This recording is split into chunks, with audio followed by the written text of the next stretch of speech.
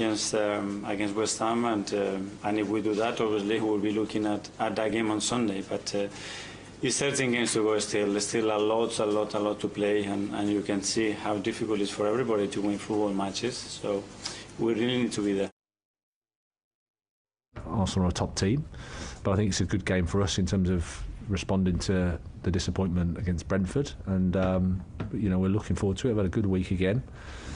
That we've had to deal with the disappointment of the last game, and now we're looking forward to a real big challenge, because that's what it is. It's a big challenge. Yeah, it certainly is. It was a big challenge for Arsenal to find a replacement up front with Kai Havertz being injured. They found one in Mikel Merino. Does he start on Saturday, do you think? He's certainly got a shout to start. I think he's a good fit. I think they do have slightly other options if they want to, play with more of a false nine. But I think he's someone who's got an eye for goal. He most likely will be the natural one that will fit in there. And the other players who've contributed to goals this season, I think sometimes Havertz got a lot of criticism, and now he's got injured. A lot of people are sort of worried that he's out, which is sort of interesting how that sometimes happens. But Merino's certainly a player that can finish, and that's ultimately what they need. I mean, sometimes you've got to do a job for the team. Sometimes it pays off. Sometimes it doesn't. But at the minute, I mean, it's desperate measures. For such a long time now, we've been speaking about Arsenal. Trying to get a number 9 in. It's not happened, and that situation where other players have got to now step up. And you mentioned about a false 9. You've seen teams do that. But you still fancy them to sort of have too much for West Ham. They create chances, so whoever's in the 9, or wide areas, they will create chances. It was a difficult watch, though, for them going forward. Probably the best of the lot was Ethan Nwaneri in terms of creating. What do we think about him? One of the academy players who've really shone this season. Yeah, really exciting young talent. I think you don't want to make too much of it, because you know that when you're that age, it's really, really important that you keep developing, you keep improving, you keep having that desire to want to keep getting better, because good moments will always catch the eye, but you've got to keep doing them. That's what makes the best players, and he's certainly shown how much quality he does have. He's obviously got great confidence. Players that play in attacking third, to get off the mark in terms of goals is always as well a good confidence boost. But really direct player, technically very, very just dangerous. Fearless, isn't it? I think young players come into teams now and just fearless. You go there and you're just sort of like at academy level. We played against him, when I was at Tottenham in the academy under 18s.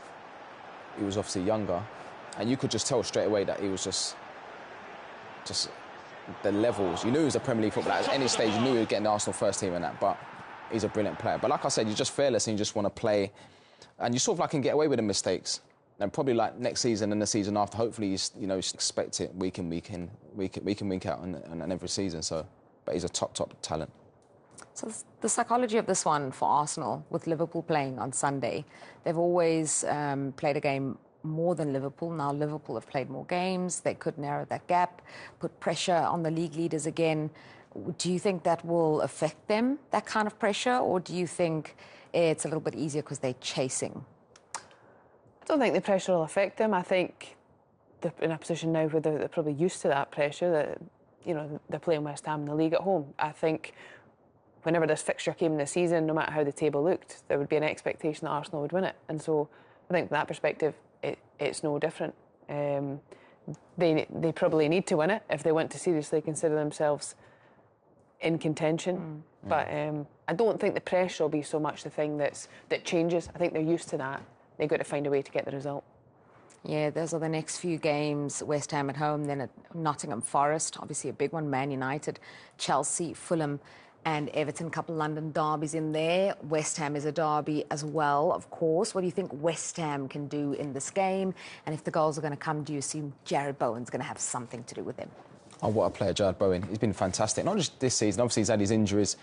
He's someone that's improved so much. You watch players and you can tell that, he's worked a lot on his finishing. He's strong, he's a willing runner. I was actually at this game, and as soon as he gets the ball there, you just fancy him to score. He comes inside, he hits it so quick, really powerful. And again, this is another good finish, comes inside, it's a great finish. And you do I mean, if they're going to do anything good, you know, he's always involved. Obviously, they've got Paqueta, Kudos, again, who's another good player from set pieces. Got Souček, and it'll be a tough game in that. But I think if they've got a chance of winning it, they have to provide chances for this guy. Rachel? Yeah, and he's also been asked to do a different job. I think he's best when he plays off that right-hand side, but there's even been times this season and in the past where he's had to go and play in the 9, and he does that, and he's dangerous, and he scores really good goals, but he scores goals that are difficult to create. You know, sometimes when he receives the ball there, a couple of those chances, you're thinking, how's he going to find a way to work a shot? And he's just got that ability, he backs himself, and some fantastic goals.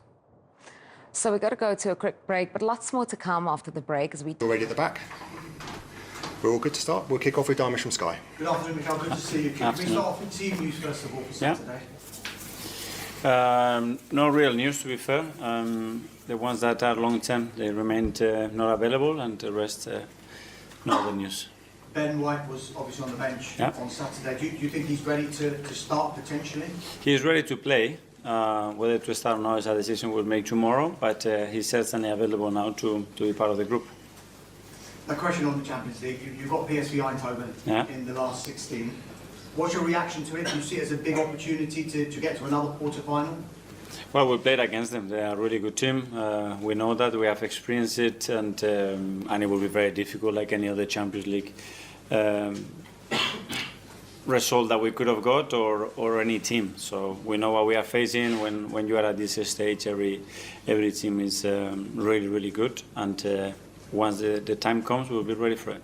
Just on the title race, Mikel, you've seen Liverpool drop points in 2 of the last 3 games now.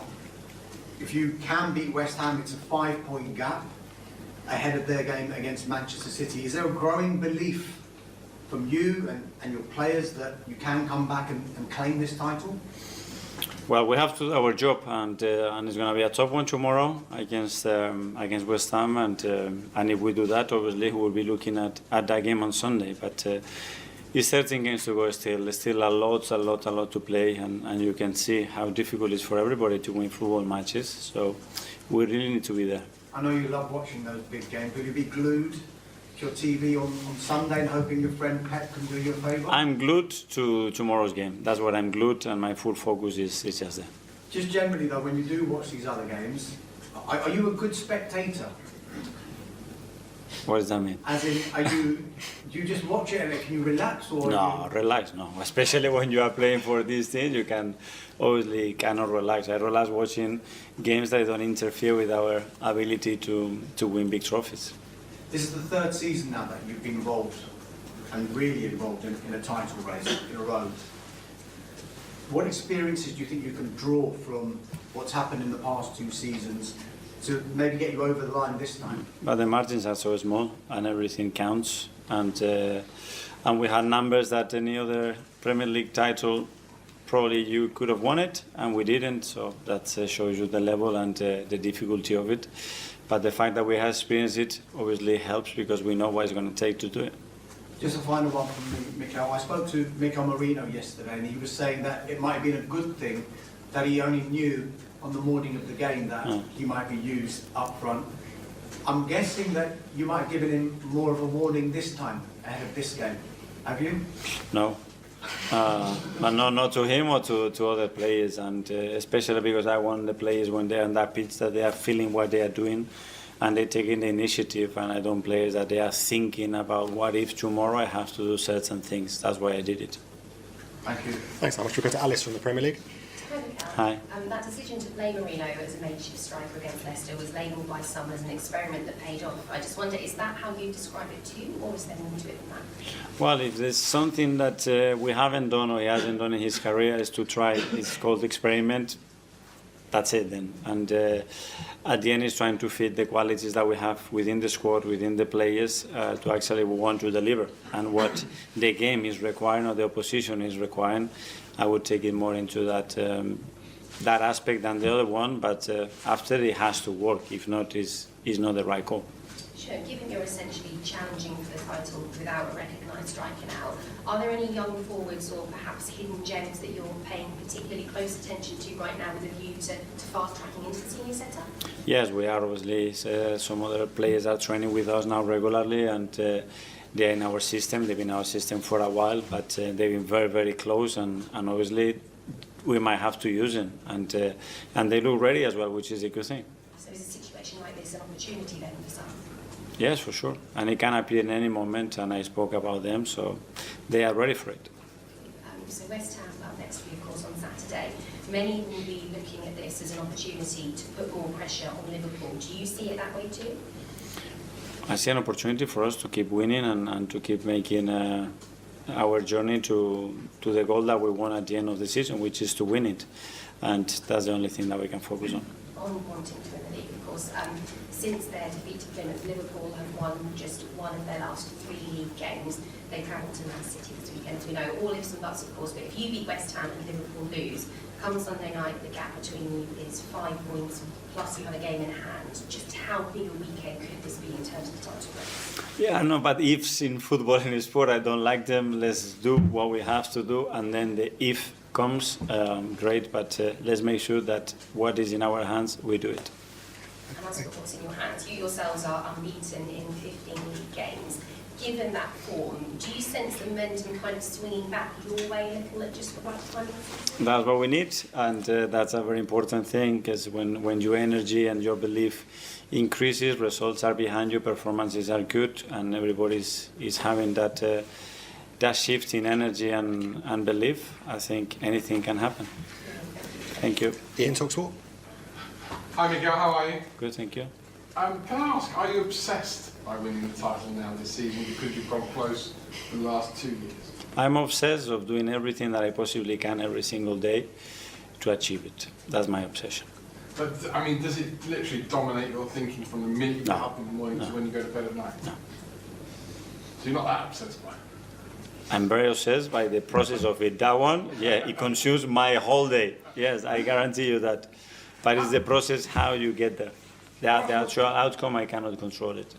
How much more difficult is it when you take on a team like West Ham, who most people would say if you played this game 10 times, Arsenal would be 9 of them, i.e. a game you should win. How much more difficult is your team talk to keep your team focused on?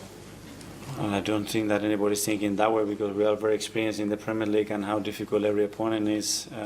We have a history of what happened last year here at home against them. We have the history of what happened with Graham against us at the Emirates. So, very different feeling. And one on Mikel Moreno. Last week, obviously, was it a gamble to put him on as a striker? It did pay off. Would you be prepared to gamble on that for longer, i.e. to start him against West Ham, to start someone who isn't an out-and-out striker? Well, I think obviously every time you play a player, you are betting on that player. You know, it's what is that bet? Is I'm prepared to bet certain amount of money to earn a lot, and not to bet a lot to earn very little. You know, and at the end, that's by putting players in positions and in roles and surrounded by players that we believe it makes sense and it can work and they are comfortable doing it. And one last one on Bukayo Saka. Apparently, his rehab is coming along well. Yeah. A couple of months ago, you said you were going to, a couple of weeks ago, you said you were going to send him away on holiday. You could almost force him to go and have a holiday because he needed a break. Did he go? Where did you tell him to go? Where did you recommend he went on holiday? He did go. That question is for him if he wants to answer that. Okay, we'll go to Simon from the Standard. Mikel, just on Marino, have you trained with him as a striker this week? Well, we trained the last few weeks with different players, to be fair. He's been one of them, but with other players as well, because it's not only how you can finish a game, how you start a game, how you change if the opponent does something different, and every 3 days as well, we're going to need different options. I just asked you about Raheem Sterling, who's had some sort of difficult performances. Just how is his confidence at the moment, and how much are you trying to sort of build him for what feels like quite a big period for his loan spell here? Into the next one, but Raz is so experienced, and like many other players that we know that what you did yesterday is not, whether it was really good or not that good, very relevant to the next game, to the next action, and he's fully focused. He's doing really well this week and ready to go again. Do you still feel like he can have a big impact here? Yeah, and he has to have it because we really need him. Tom for London. Okay, well, Hi. so a player comes off the bench, scores 2 goals, naturally that leads to a lot of questions about whether he should start the next game. But the fact that he came off the bench in that particular game state, how heavy does that kind of weigh on your mind? And then potentially starting a player in a game? What's the difference between that decision that has to be made? Yeah, we believe he was right for that context, but then he made it right. And then starting a game is very different, especially against a team that obviously they have the adaptability to play in different ways, with very different behaviors within different structures that they can use as well, and that's what we have prepared. And just with the Champions League games in March, is there any hope that either of the two players in Martinelli and Saka could be at fullback for either leg of those games? I'm not sure. That's a question for the doctor. They're both evolving really well. Probably Guy Martinelli is a bit ahead of Bukayo as well for the extent of that injury, but then we'll have to see the last step in the previous weeks before that, how the boys are feeling and what we are prepared to do. James, Athletic. Hi, Mikel. Hi. We had some news this week about Takehiro Tomiyasu having a second surgery. It's an interesting situation. He obviously had a procedure at the start of the season, and it's been a long time since then. He's had another one now. Can you tell us a bit about what's been going on with him and why that decision was taken? Well, he's been trying everything that he possibly could to try to avoid it. We did that as well with the department. But at some stage, then he wasn't reacting as good, as rapidly as we needed to. And between all parties, we decided the best thing to do was to have that surgery again. Unfortunately, it's going to keep him out for a long period again. And it's very sad because he's a player that he lives for the game. He is really, really keen to play and be consistent, and when he's at his level, he's an incredible player for us. Something he's spoken about is how mentally challenging this period has been for him, as well as physically. What can you do as a manager, and what can the club do to support him through this process? That's what we have to try and we try to do, and we are constantly trying to do. But being a foreign person, you don't have your family here, no relatives, you are on your own and you are on the sidelines for many, many months, and especially him, that his life is football, you know, and when you understand what he does during the day is just a preparation for the next day and be in the best possible condition, and when injuries are denying you that ability to play and fulfill the purpose that you have in your career is very, very tough. And he knows, hopefully, that we are all here, we all been trying to help him, but it's tough, and he needs to go through that, and a lot of moments, because I've been there, is a very lonely process. Okay, last couple in the live section. James, ESPN. Hi. Just talking about sort of momentum and self-belief, and obviously losing Kai was another big blow you've had to deal with this season. Do you sense that the players have recovered from that and they've sort of regained the sense that they can go on in the league, that they actually believe they can go and do it? Yeah, it's just, I don't know, recover or flick the switch and see, okay, what is the opportunity now to do something, again, different, special for him, for the teammates, for all the effort that we have put for so long again and everything that happened.